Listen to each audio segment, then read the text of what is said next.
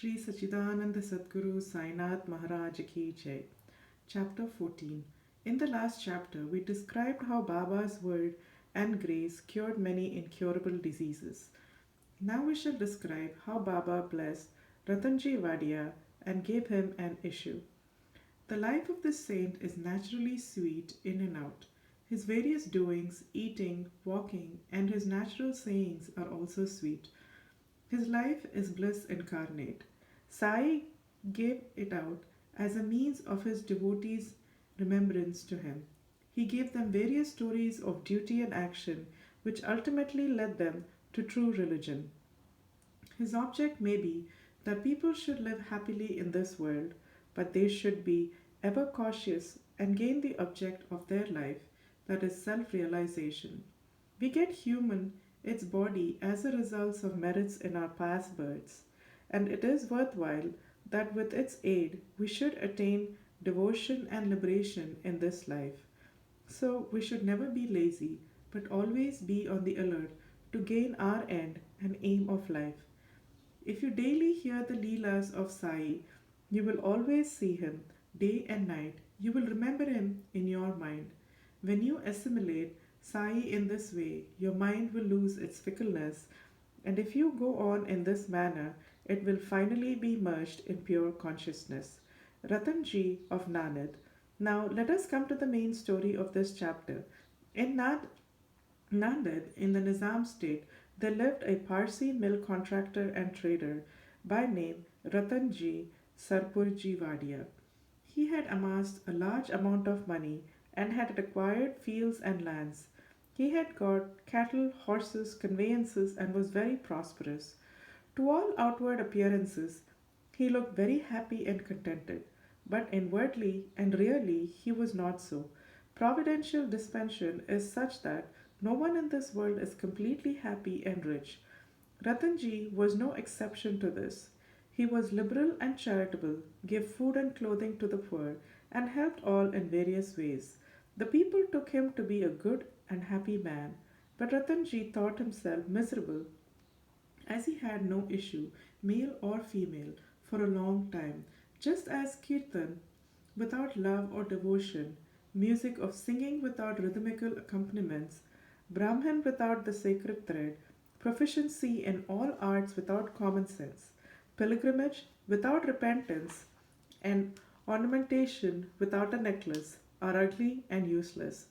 So is the house of a man or householder without a male issue. Ratanji always brooded on this matter and said in his mind, would God be ever pleased to grant me a son? He thus looked morose and had no relish for his food. Day and night he was enveloped with the anxiety as to where he would ever be blessed with a son. He had great regard for Das Kanu Maharaj. He saw him and opened his heart before him. Das Kanu advised him to go to Shirdi, take Baba's darshana, fall at his feet and seek his blessing and pray for issue. Ratanji liked the idea and decided to go to Shirdi. After some days, he went to Shirdi, took Baba's darshana, and fell at his feet. Then, opening a basket, he took out a beautiful garland of flowers and placed it around Baba's neck and offered him a basket of fruits. With great respect, he then sat near Baba and prayed to him, saying, many persons who find themselves in difficult situations come to you, and you relieve them immediately. Hearing this, I have sought anxiously your feet. Please, therefore, do not disappoint me. Sai Baba then asked them for dakshina of rupees 5, which Ratanji intended to give, but added that he had already received rupees 314 from him, and that he should pay the balance only. Hearing this, Ratanji was rather puzzled. He could not make out as to what Baba meant. This was the first time he thought that he went to Shirdi, and how was it that Baba said he had earlier already got rupees 314 from him? He could not solve the riddle, but he sat at Baba's feet and gave the balance of the dakshina asked for, explained to Baba fully as to why he came and sought his help, and prayed that Baba should bless him with a son. Baba was moved and told him not to be worried, and that henceforward his bad days had ended. He then gave him Udi, placed his hand on his head and blessed him, saying that Allah would satisfy his heart's desire. Then, after taking Baba's leave, Ruttonji returned to Nanad and told Das Kanu everything that took place at Shirdi. He said that everything went on well there, that he got Baba's darshana and blessing with prasad, but there was one thing but he could not understand. Baba said to him that he had got rupees 314 before. Please explain as to what Baba meant by this remark. He said to Das Kanu, I never went to Shirdi before. How could I give him the sum to which Baba referred? To Das Kanu too it was a puzzle, and he thought much over it for a long time. Sometime afterwards, it struck him that Ruttonji had received some days a Mohammedan saint by name Moulisaheb in his house and had spent some money for his reception. This Moulisaheb, who was a worker as a porter's saint well known to the people of Nanad. When Ruttonji decided to go to Shirdi, this Moulisaheb accidentally came to Ruttonji's house. Ruttonji knew him and loved him, so he gave him a small party in his honor. Das Kanu got from Ruttonji the yadi or memo of expenses of his reception, and everybody was wonderstruck to see that the expenses amounted to exactly rupees 314. Nothing else, nothing more. They all came to know that Baba was omniscient, that though he lived in Shirdi, he knew what happened outside, far away from Shirdi. In fact, he knew the past, present, and future and could identify himself heart and soul with anybody. In this particular instance, how could he know the reception given to Moulisaheb and the amount spent there unless he could identify himself with him and be one with him?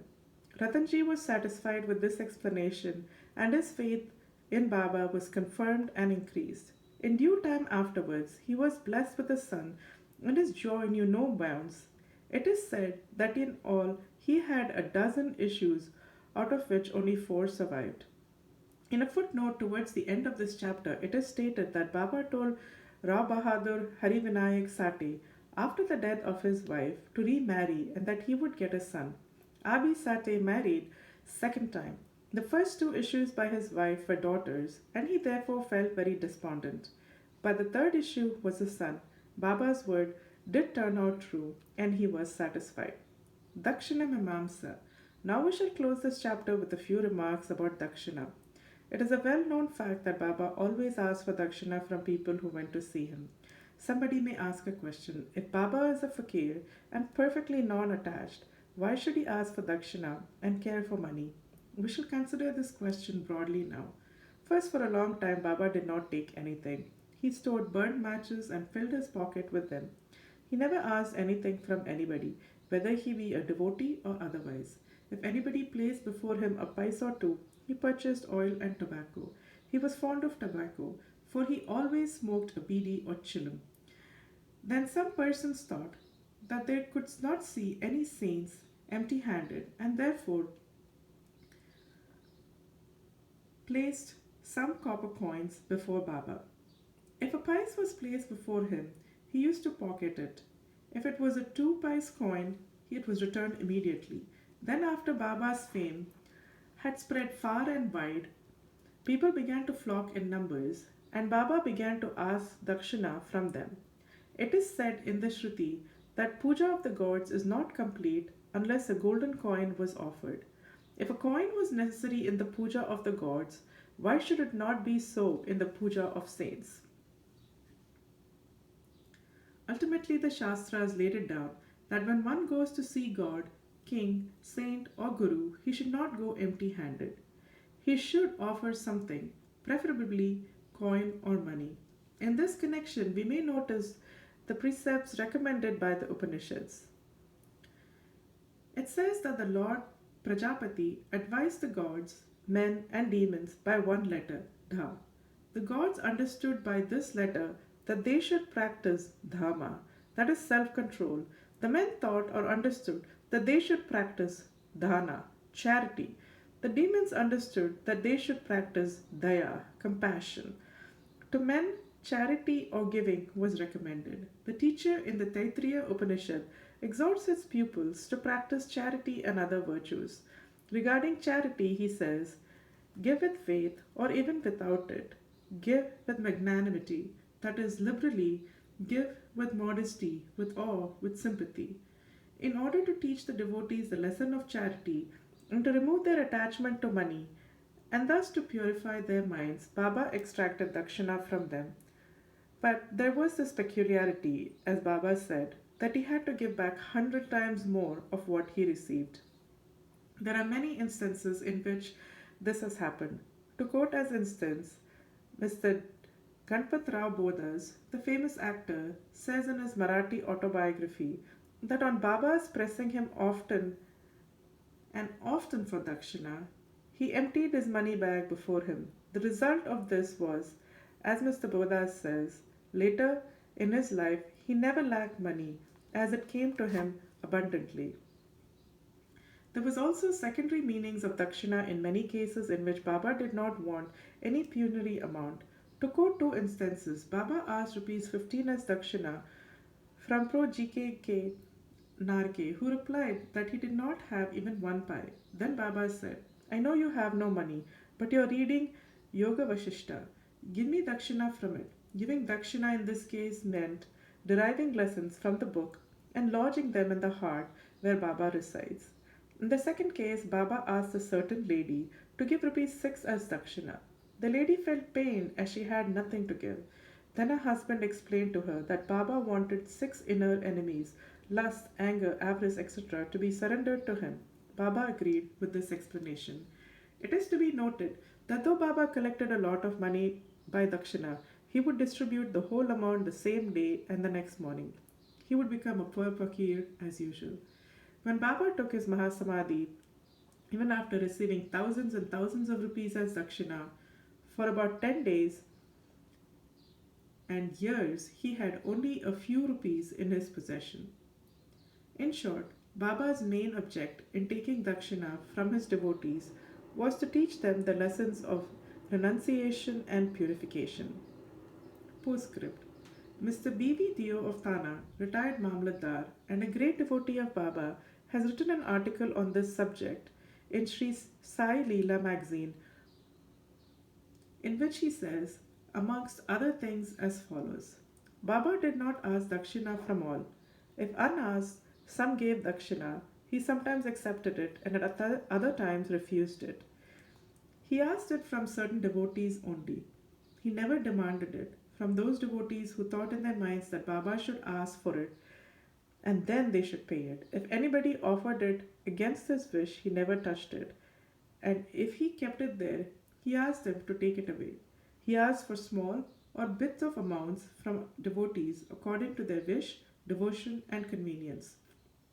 He asked it even from women and children. He never asked all the rich for it, nor from all the poor. Baba never got angry with those from whom he asked dakshina who did not give it. If any dakshina was sent through some friend who forgot to hand over the same to Baba, he reminded him somehow of it and made him pay it. On some occasion, Baba used to return some sum from the amount tendered as dakshina and ask the donor to guard it or keep it in his shrine for worship. This procedure benefited the donor or devotee immensely. If anybody offered more than he originally intended to give, he returned the extra amount. Sometimes he asked more dakshina from some than what they originally intended to give, and if they had no money, asked them to beg borrow from others. From some he demanded dakshina 3 or 4 times a day. Out of the amount collected as dakshina, Baba spent very little for his own sake, that is, for buying chilim and fuel for the duni, and all the rest he distributed as charity in various proportions to various persons. All the paraphernalia of the Shirdi Samsthan was bought by various rich devotees at the instance and suggestion of Radha Krishna Mai. Baba always used to get wild and scolded these who brought any costly and rich articles. He said to Mr. Nanasaheb Chandorkar that all his property consisted of one kopin, one stray piece of cloth, one kafni, and a timbrel, and that all people troubled him with bringing all these unnecessary, useless, and costly articles. Women and wealth are the two main obstacles in the way of our Paramatma, and Baba had provided in Shirdi two institutions, that is Dakshina and Radha Krishna Mai, For whenever they came to him, he demanded Dakshina from them and asked them to go to school to Radha Krishna Mai's house. If they stood these two tests well, if they showed that they were free from attachment for women and wealth, their progress in spirituality was rapid and assured by Baba's grace and blessings. Mr. Dio has also quoted passages from the Gita and Upanishads and shown that charity given in a holy place and to a holy personage conduces to the donor's welfare to a great degree. What is more holy than Shirdi and its presiding deity Sai Baba? Woe to Sri Sai, peace be to all. Sri Sachidananda Sadguru, Sainath Maharaj Ki Jai. End of chapter 14.